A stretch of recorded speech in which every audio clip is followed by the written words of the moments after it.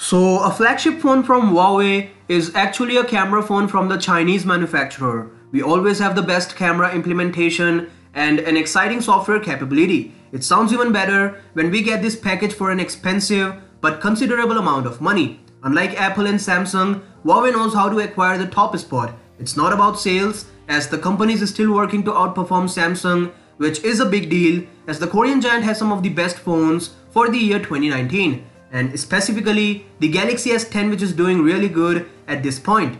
But when we talk about a budget flagship phone that doesn't compromise with any aspect, Huawei has some good stuff.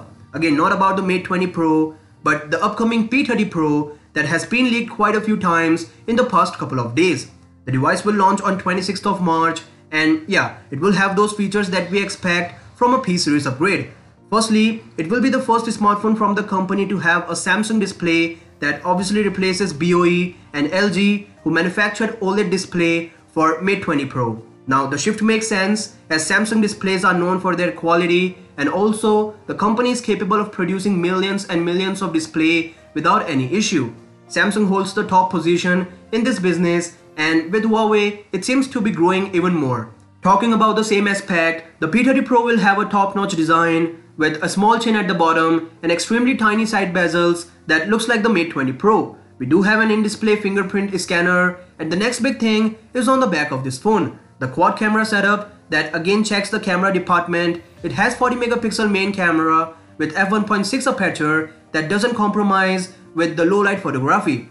Then we have a 20 megapixel wide angle lens with f2.2 aperture. It obviously doesn't have optical image stabilization for the second lens, but the striking feature of this camera setup is an 8 megapixel zoom camera. This is a kind of periscope system that Oppo showcased at Mobile World Congress this year. The system provides an optical magnification of 7.8 times, and together with software capabilities, it realizes 10 times hybrid zoom. Another new feature is the time of flight sensor that sits below the dual LED flash and the laser autofocus technology. On the front, we have a 32 megapixel single camera, and yeah, there's no earpiece, so you can expect the sound on display technology. The device runs on Kirin 980 chipset coupled with 8 gigs of RAM, and the internal flash memory now goes up to 512 gigabytes. In addition to this, it packs a 4200 mAh battery which can be charged in a short time using a 40-watt power supply. Again, it's expected to come with reverse wireless charging feature, and all that package is just 8.4mm thick. Huawei has really worked on every aspect, including the models of P30 series. It all starts with triple camera system and some good specs, but the pricing is even better. The P30 Pro starts at 929 euros and will go up to 1250 euros.